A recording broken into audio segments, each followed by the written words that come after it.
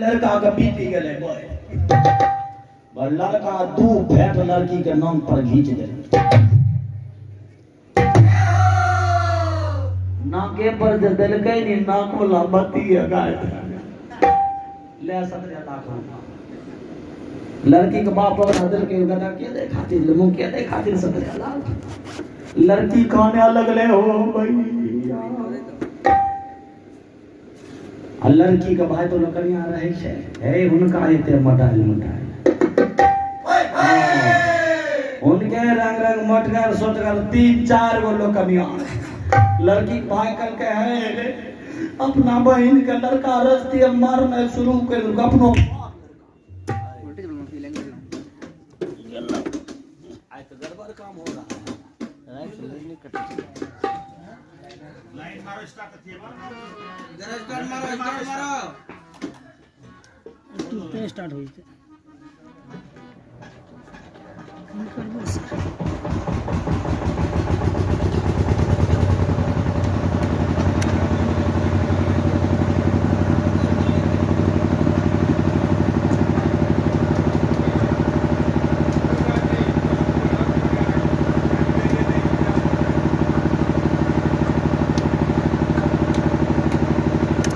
Hello hello hello वो बंद है हेलो हेलो हेलो हाँ ठीक ठीक अब दोनों जीव में लड़ाई फंस गए और जब मारे लगले ना लकनिया पहले लड़की के 10-20 फेंक दिले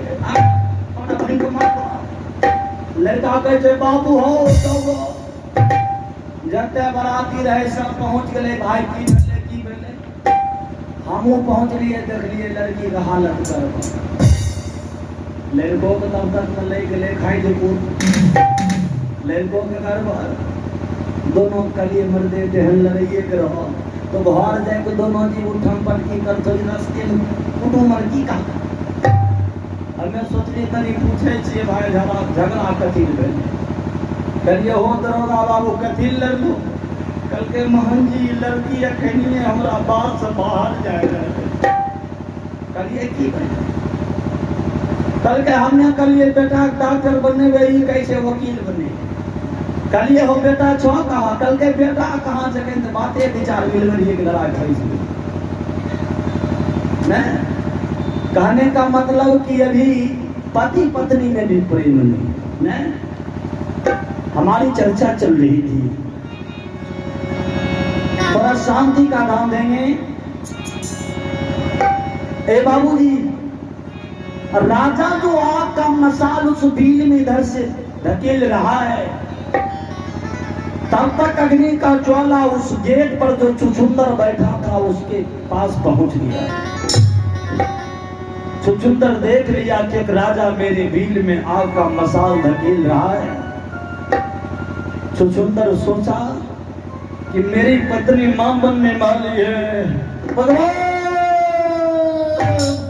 भगवान ये क्या हो रहा है ये राजा का मैं क्या बिगाड़ा हूं जो मेरी पत्नी को बच्चे को जन्म देने से पहले मारने जा रहा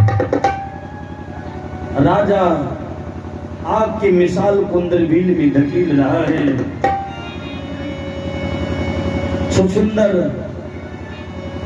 पत्नी को बचाने के लिए अपने जल रहा है लेकिन आग के मिसाल को रोक रहा है कि मैं मर जाऊंगा लेकिन मैं अपने पत्नी को मरने नहीं दूंगा लेकिन तब तक अग्नि की लपेट ने उस छुछुंदर की दोनों आंख को जला दिया दोनों छुछुंदर के दोनों आंख से आंसू गिर रही है छुछुंदरानी बच्चे को जन्म देने वाली है छुछुंदरानी देखती पति दे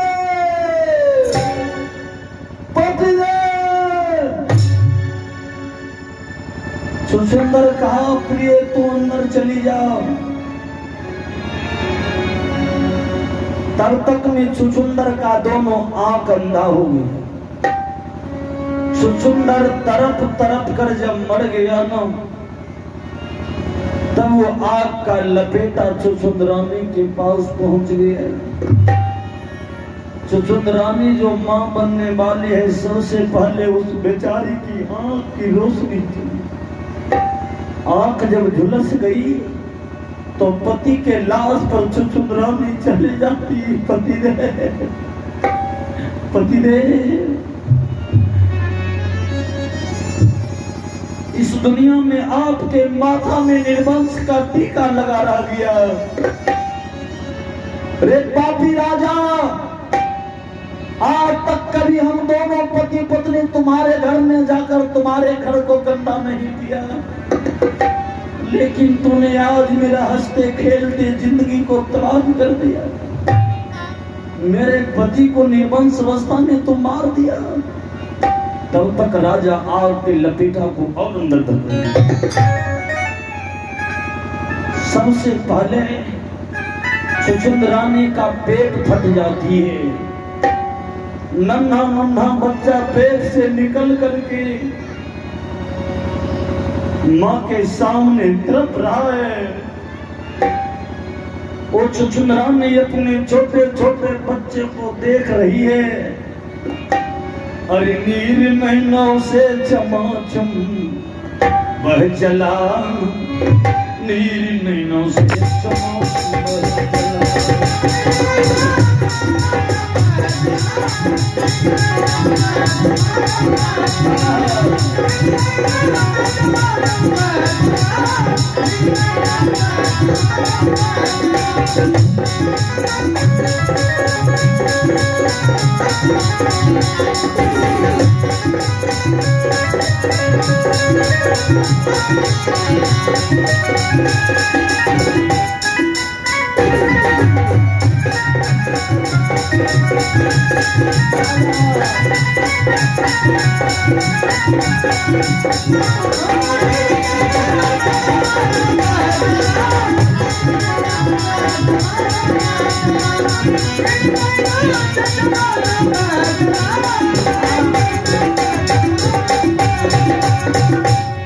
छुछुंदरानी रो रही है। छुछुंदर के लाश पर छोटा छोटा बच्चा, माँ माँ, लेकिन क्या करूं? छुछुंदरानी के नगर के सामने में छोटा छोटा बच्चा तरफ तरफ करने। छुछुंदरानी मरते मरते श्राप दे रही कि जा रे पापी राजा, रे हत्यारा तू दुख पाएगा। हे राजा, जा, मैं तुझे श्राप दे रही हूं। रे पापी तू दुख पाएगा। अगले जन्म जब जाएगा, अरे अपने जीती जी पुत्र मुख तुम देखने नहीं पाएगा।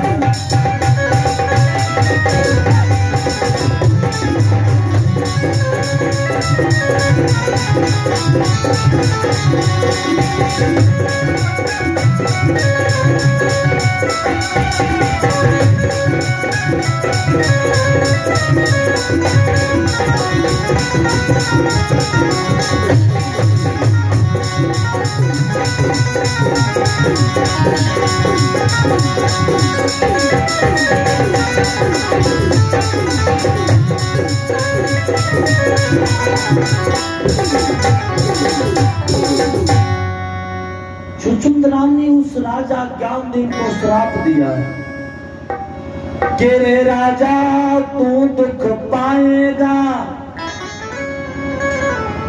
अगले जन्म जब जाएगा, अपने जीते जी बेटे का तुम मुख नहीं देख पाए। जिस तरह मेरे पति मेरे बच्चे की मुख को नहीं देख पाए, मैं अपने बच्चे के मुख को नहीं देख पाए, उसी तरह रे पापी राजा तुम भी अगले जन्म अपने बेटा का मुंह नहीं देख पाएगा। तू निर्वंश हो जाएगा अगले जन्म में। और राजा ये भी सुन ले, हो सकता है कि पूजा पाठ जग तपस्या से पुत्र यदि पा जाएगा, हो सकता है कि भगवान और साधु का तू सेवा करेगा, कोई तुझे संतान हो जाए। सुन, पुत्र यदि पा जाएगा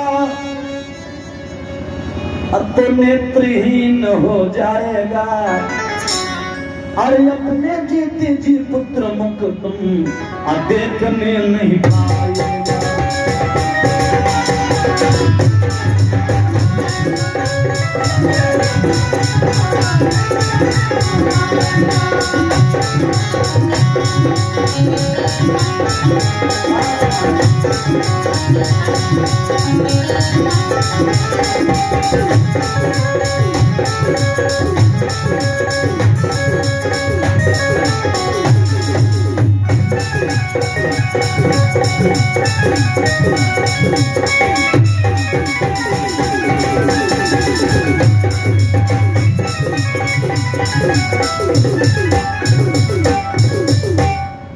श्राप देकर के अब पति के लाश पर उभरी जल करके मर गई।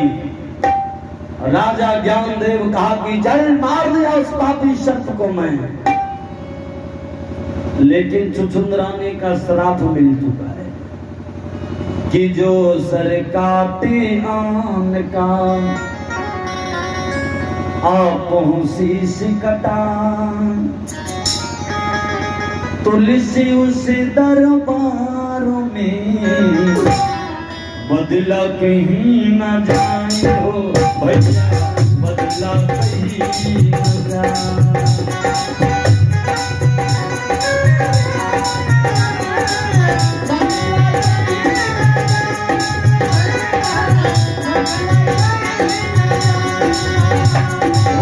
तुलसी उस दरबार में बदला कहीं न जाए हो भैया, बदला कहीं न जाए।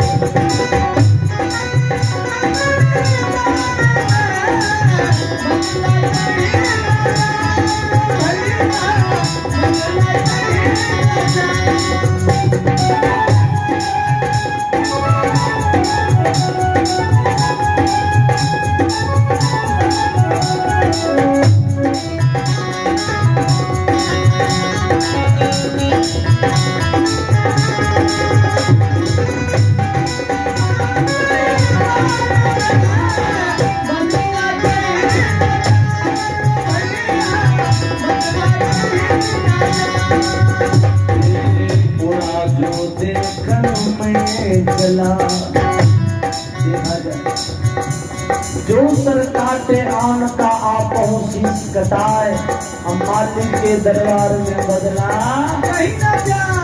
यदि किसी के लिए आप बुरा सोचिएगा तो भगवान आपको नीचे गिरा देंगे, इसीलिए कभी नहीं कहा बुरा जो देखन में चला, बुरा न मिलिया को, बुरा जो देखन में चला, बुरा न मिलिया को, जो दिल ढूंढा मुझसे बुरा कोई हो, तुलसी मुझसे बुरा को।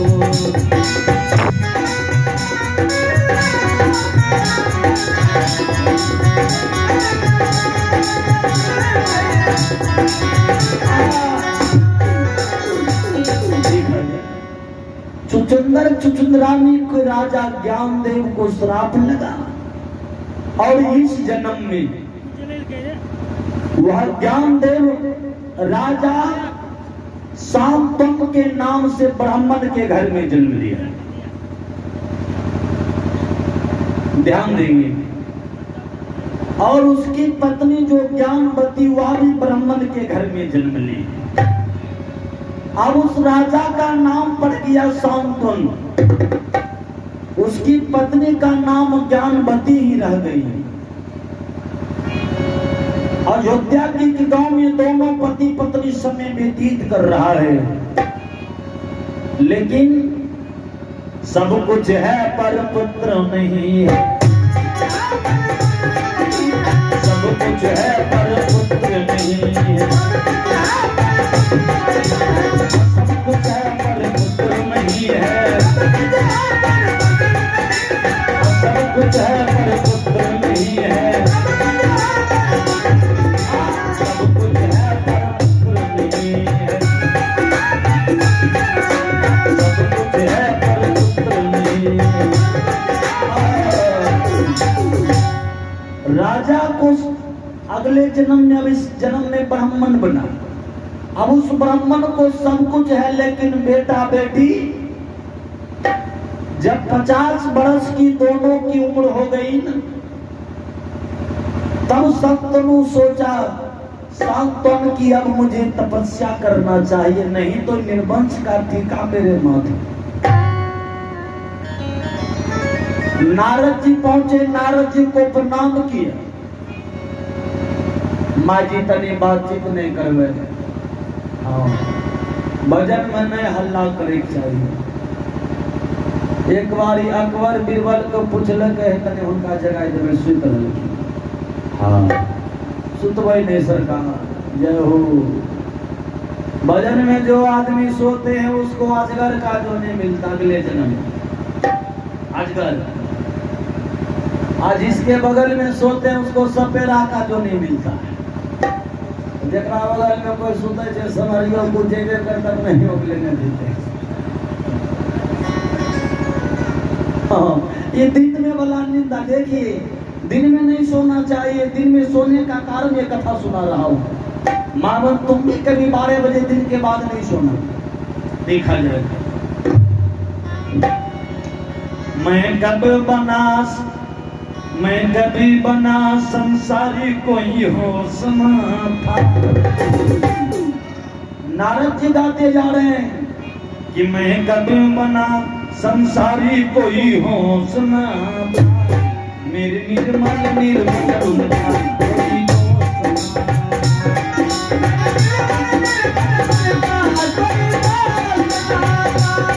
मेरे निर्मल निर्मल उनका कोई दोष ना।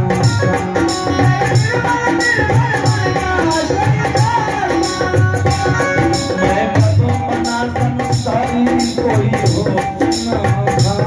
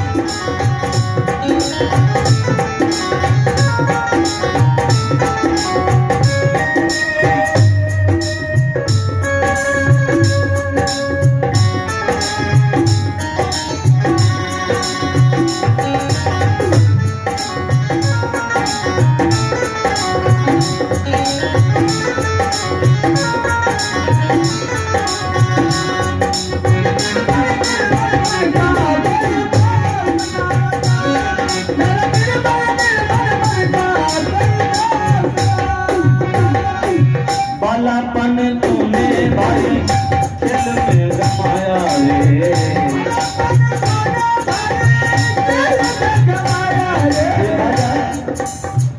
4 अवस्था होता है मनुष्य का।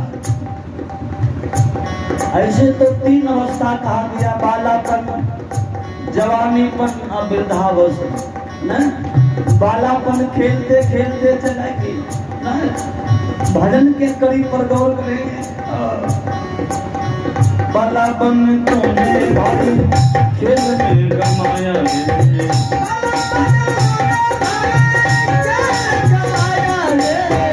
आया जवानी तूने माया में भुलाया रे,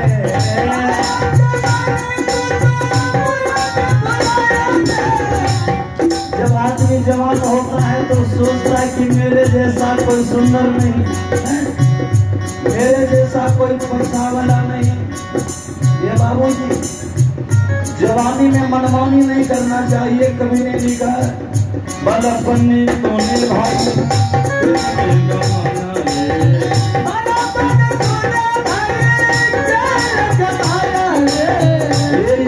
जवानी तो माया में भोलाया है।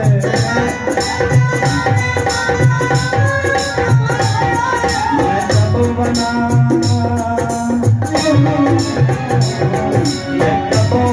संसारी मुझे होश ना था। मैं कब बना संसारी मुझे होश ना था।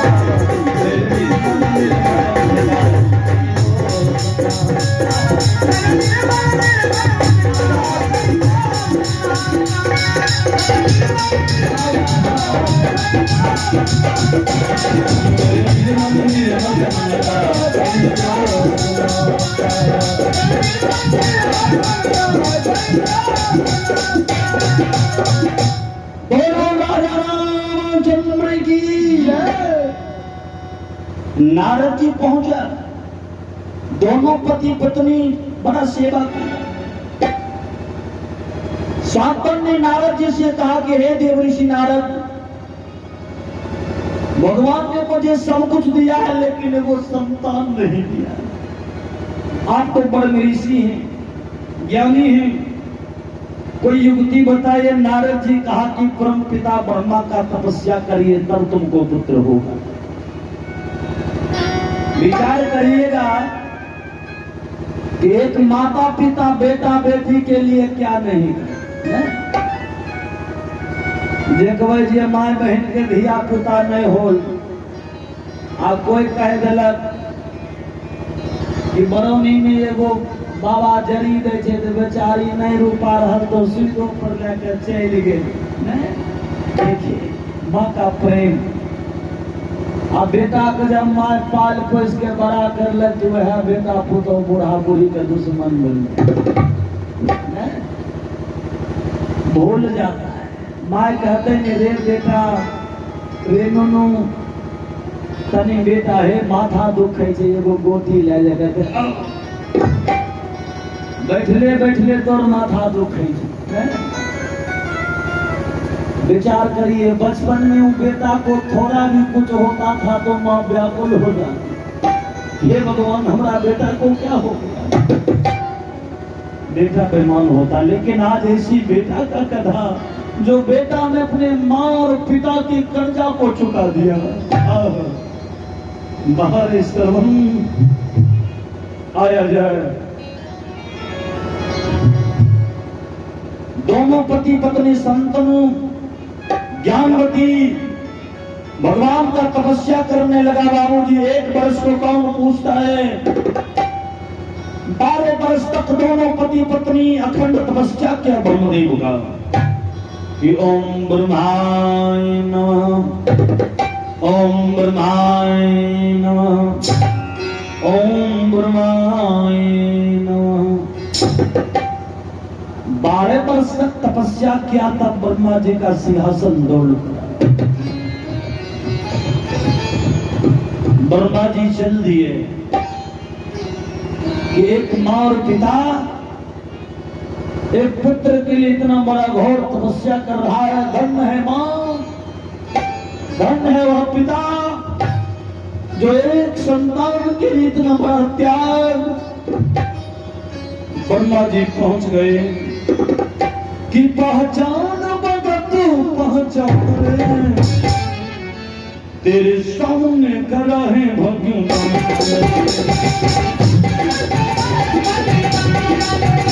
तेरे सामने खड़ा है भगवान।